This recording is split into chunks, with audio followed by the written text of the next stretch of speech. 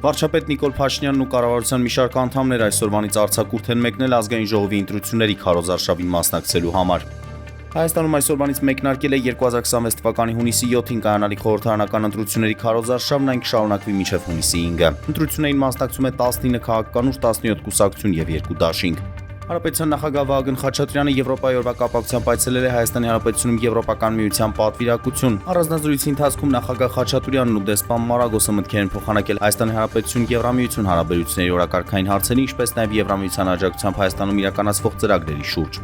Բելարուսի ինդիմության առաջնորդ Սվետլանա Տիխանովսկայայի թիմը հայտնել է, որ Լուկաշենկոյի վարչակազմը փորձել է հասնել նրա ձերբակալմանը Հայաստանում միջպետական հետախուզման հարցումների միջոցով։ Հայաստանի իշխանությունները սակայն մերժել են այդ պահանջը։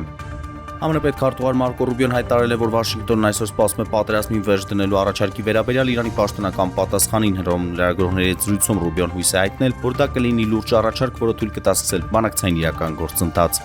Հայաստանի ազգային հավաքականի պաշտպան Նաիրտիկ Նիզյանն ամառային տրանսֆերային պատուհանի ընթացքում կարող է հեռանալ Բելգրադից Ցրվենա Զվեզդայից։ Աղբյուրի համաձայն Բելգրադյան ակումբը դիտարկում է ցախ պաշտպանի դիրքում հանդես եկող ֆուտբոլիստներից մեկի Նաիրտիկ Նիզյանի կամ Ադեմ Ավդիչի վաճառքի տարբերակը։